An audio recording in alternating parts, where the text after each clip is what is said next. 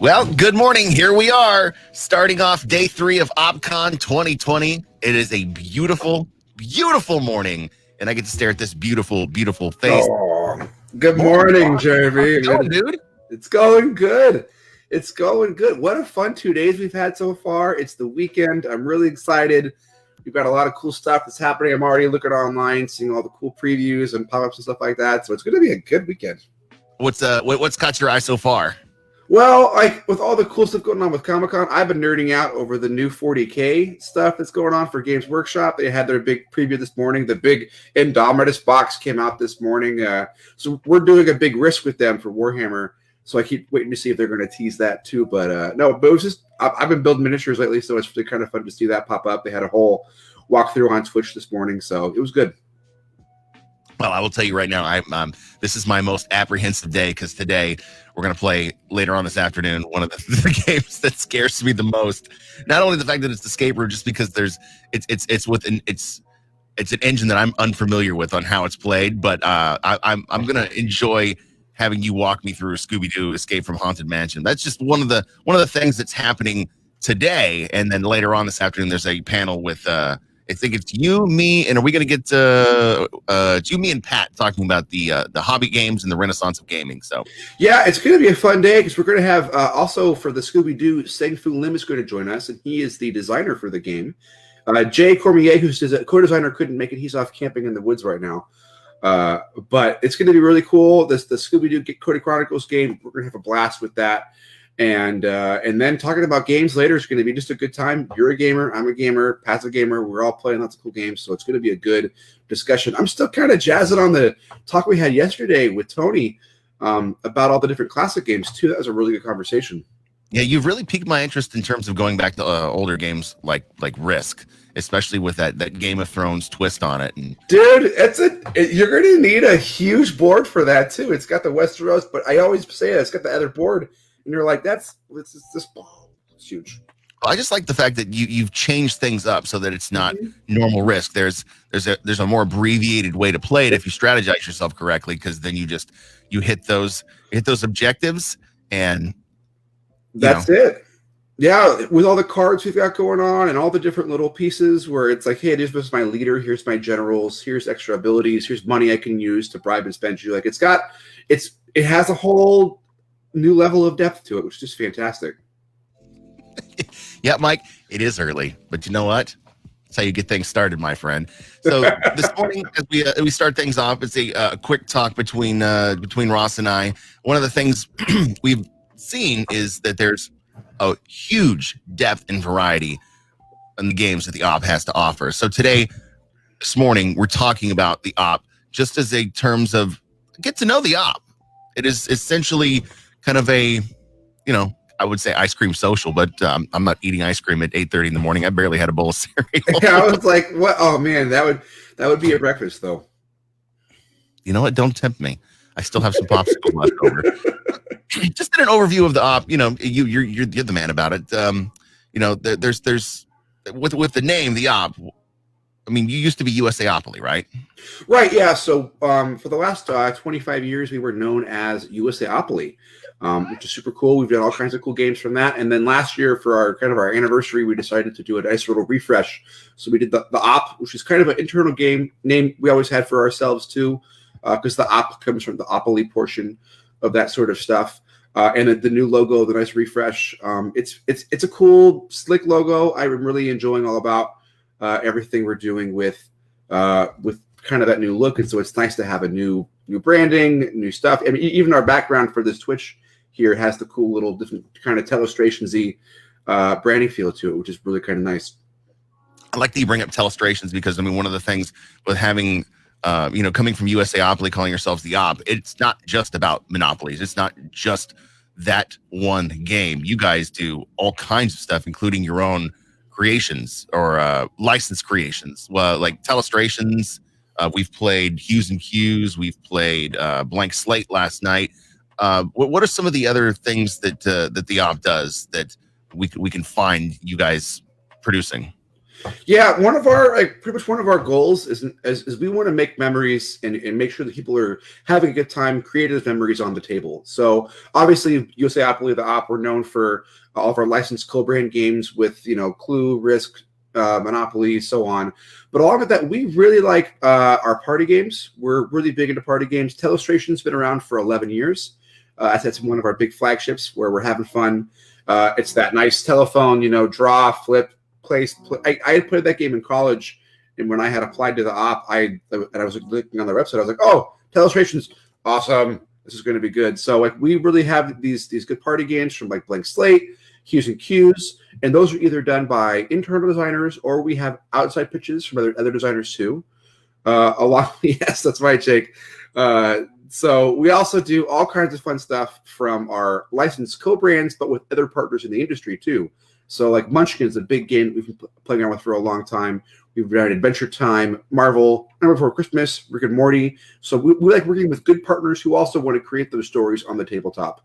But along with that, we also have these cool, our own engines that we've done. So like later today, we're going to be playing Cody Chronicles. So that's our cool tabletop escape room engine. We have a Rising engine we enjoy playing around with, so like our Thanos Rising, and then our Death Eaters Rising, and then later this year coming out is going to be the Batman Who Laughs Rising, and then I'm super excited for our SpongeBob SquarePants Plankton Rising.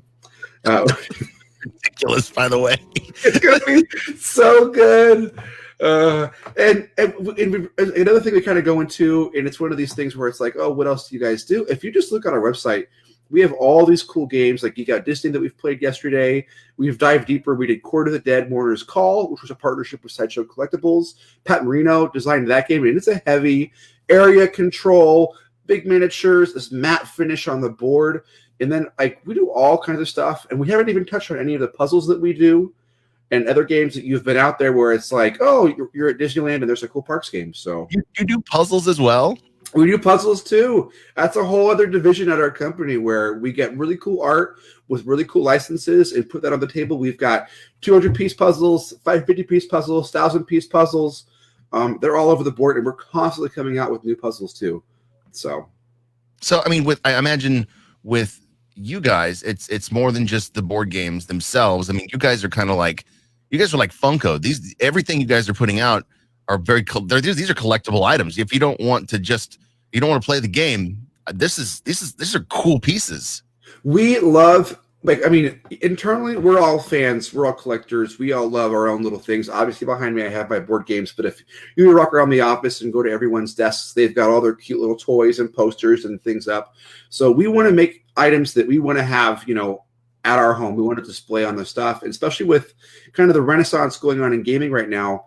You'll see all these huge, board game collections, and people have all their Funko Pops, and people have all these different things they're very proud of the lifestyle they've kind of created. So we want to add to that, right? Like with our Monopoly, we were talking yesterday about how Garbage Pail Kids Monopoly has this new fully illustrated box top that's all new art from the original artist, and that's a board that you want to have like, hey, this is me. I like Garbage Pail Kids. I like games. This is a cool way to kind of be a part of that. They're nice, and everything looks really good. So from all the different things that we're making, I think you've got D&D Clue, and that box top right there even has that cool demon from Avernus that's popping out there. It has a bit of that Waterdeep background on there. So we like making games like with our Rising games too. I have the Darth Vader, the Dark Side Rising behind us. Like that's a cool, that's all new art from us where it's got that Darth Vader on there with the Imperials. Thanos has that cool pose. One of the fun things we like doing with our Harry Potter games, like with the Hogwarts battle line, is all the boxes look like luggage pieces. So they have that cool little here's a luggage box and things like that. And then even yesterday when you were stacking up all your Trivial Pursuit, right? They all had that full color going on with that nice art popping out. So it's a fun way for people to be able to kind of enjoy and also promote if someone comes into the house. Look at this! I enjoy these things. So with the collectability of it, I imagine you guys have a bit of a following. And I mean, is there like an insiders club that you guys have to be a part of, what's happening first, getting that knowledge before anybody else does, and getting a chance to, I don't know, maybe test play games before they're released? So I don't know if I call it the Insiders Club or something like that. Maybe we should try to find out some kind of cool name for it. But we definitely have a whole playtester team. Back in the old world, when we could all gather in person, the op would do a lot of in-house playtesting, and we would reach out to San Diegans and be like, hey, come in and playtest. We do a whole playtest night where we provide snacks and drinks and pizza and everything like that. And we have a whole room where people can come in and play games from the op. They can give their feedback. We're totally watching on the other side from our double-sided mirror. But people can go in and play. We'll give them a brand new game out of the box. We'll give them a total brand new play test where it's like, here's a prototype, please take a look and play this game.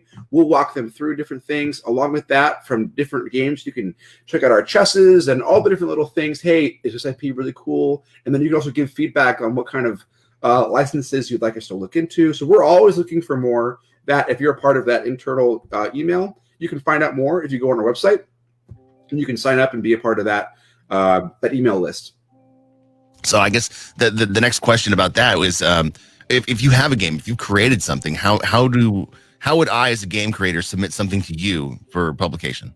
So yesterday we had Tony Cerbiani on, and he could have talked the whole hour, and I would have listened.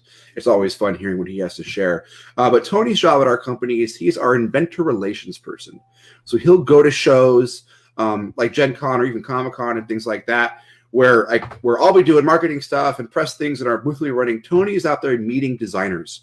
And so they'll have lined up beforehand or come to the booth and go, hey, I have a game I want to pitch. We are always taking game submissions, but to Tony.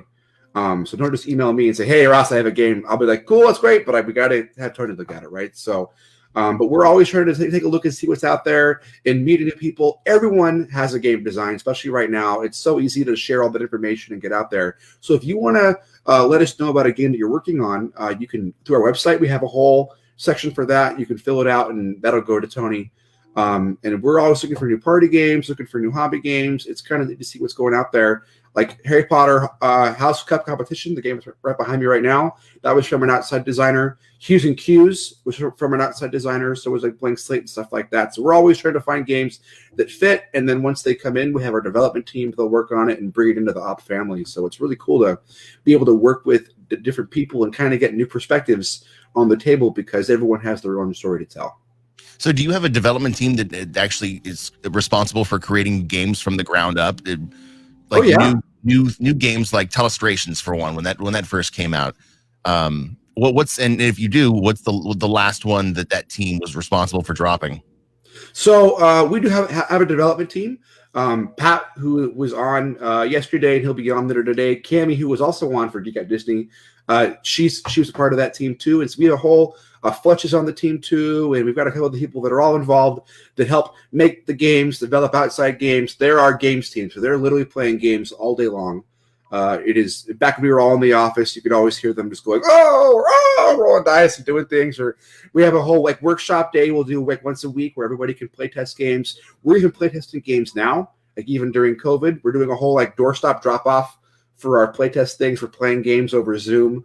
So and they're the ones that are keeping all that going, right? So we're still going forward with all of that. But we have a whole team, and they work on either new game designs or games from outside developers, and they're keeping that going. It's really exciting. We've got all kinds of things that are in the works. Pat is a really fun quest master, so when you're getting ready for that Quest of Your game, be sure to hit him up. And we've got all kinds of cool different things that are happening. So, and what's kind of fun too is each designer has their own fandoms they enjoy as well. So when it's time for a Harry Potter game, Cammie's going to get that. When it's time for Rick and Morty, we're going to get it over to Pat. When it's time for anything Star Wars, that's all Fletch. So it's fun that everybody has their own jam and what kind of games they're good at. We're very collaborative too. So there's a lot of people in-house that love playtesting. So we've got certain people that really enjoy being a part of that. So everybody at the op kind of gets to put their hands into the different games that are going out there. I'd say the last game that we came out, we just announced our House Cup competition game that is available now this week. So you can go and get that on store shelves. You can get that through our website. You can get it wherever you buy games. And that was from an outside designer, Nate Heiss. We were working on that for a number of years with us. And we were able to kind of come in and put our own, create our own Wizarding World game with it. So it's fun that everybody kind of gets to have their own little bit. but everybody gets to have a point. Like even people that do our production, they work with our manufacturers and they get to have input on the game. Oh my gosh, did you guys know that they can now do this new thing with production? We could totally figure out how to put this into the game. And hey, check out these new components, or we could do this new finish. So everybody has their own little bit that they're putting onto it too. A big part of board games that people don't really realize is graphic designers have a huge part in designing games too. And we have a huge graphic design team. They're there all day working on games, working on different stuff. And you know how icons go, how cards are laid out, how the board looks. Like, are we going to bring out certain pieces? Is that going to be bigger? What is the legend going to look like? How much text are we going to have on the card? Can we remove that text and just make it an icon instead? Right? Things like that are all things that, while the game designer is working on that, we have a graphic design team that works on that too. So it's one of these things where it's everybody's working on games, like in general in the industry, they want to pitch these things and do this stuff. But after someone will pitch a game to us, like we'll be able to kind of have our whole machine essentially take a look at it and go, this is awesome that one person was able to get this far. But now let's get a lot more minds into this and take a look at, oh my gosh, have you thought about doing this? Have you thought about doing this? Hey, our new artist just did this really cool breakdown and this new art scheme. We can put that into the card and now it'll have this fun border or this little character bit. So it's fun watching like every little part come together. And then once it kind of evolves over the course of the thing too, we have a whole group that they work on, like our 3D printing and our 3D sculpting in-house too, and that's always churning and working. And so as we see more components get made in different parts there, I know Tony yesterday had talked about how we used to do very traditional sculpting for like our Monopoly pieces, and now there's a whole team that does the 3D printing there and the 3D sculpting. We have one of these huge industrial 3D printers too.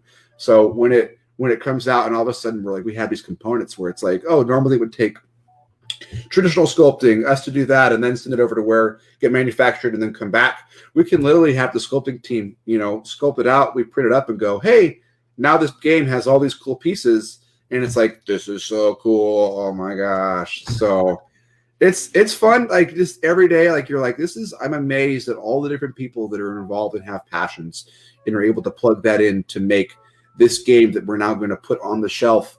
And a lot of the time when you see a board game on the shelf, all you really see is like the designer or the publisher, but you don't really put together like how many steps were involved to get it from that. Like Q's and Q's, Scott Brady had been working on that for a long time. He came to us at Origins, which is another show that's in Ohio, last year, and he came to Pat and myself and was like, hey, I want to pitch this game to you guys. And we're like, cool. So Pat's on our creative team. So Tony's like, that sounds good. Meet with Scott and have him look at the game. So as Scott pulled the game out and had the big board, which you've seen is a huge, colorful board. Normally it's like, okay, we're talking with the publisher and the designer. It's a pretty intense meeting. And this family had walked by, right? And they were like, oh my gosh, what's that? Can we play?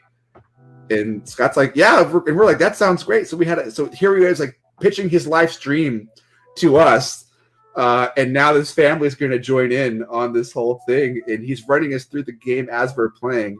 And the father at the end was like, oh my gosh, did I interrupt your game pitch? And we're like, yeah, but it's totally cool. Like, this is that's like the best selling point ever. It's like, all right, hold on. We're talking about producing this game, and you have somebody walking by who is so struck by what they see that they want to sit down and play with you. Right? Get them in here. Just bring them up right now. Let's see how it is, So it's just fun how that all works. And it's a wonderful time to be playing, right? And we already got kids in the background too, to a good time. So good morning, Jeremy, right? So, but it's a fun time in games. Like we'll talk about it later today too. But since I've been involved in the gaming industry, it used to be there were like 500 new games out a year, 1,000 new games out a year. But we're looking at like 5,000 new games that are coming out a year across the industry.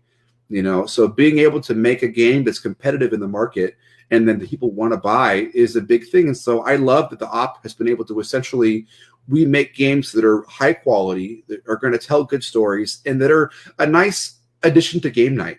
We're not always going to be this like super heavy game or the super light game. But we make games that anybody can get on the table. I've been saying a thing lately that everybody is a gamer, they just don't know it yet. And there's a thing where it's like if you play Monopoly like every week with your friends, you're still a gamer. If you're playing hardcore D&D and do like every week, you're a gamer, obviously, So it's that figuring out just how do you get more games into more people's hands? And it's really cool that like with licenses, we're able to essentially reach a new audience. Like with Harry Potter, there's a whole audience and fandom that knows what house they are, and they've seen all the movies and they know what they want, but they experience it through, I get to buy a t-shirt and now I get to represent that I'm Hufflepuff. But did you know that there's a board game now and you can play this thing and play through this character?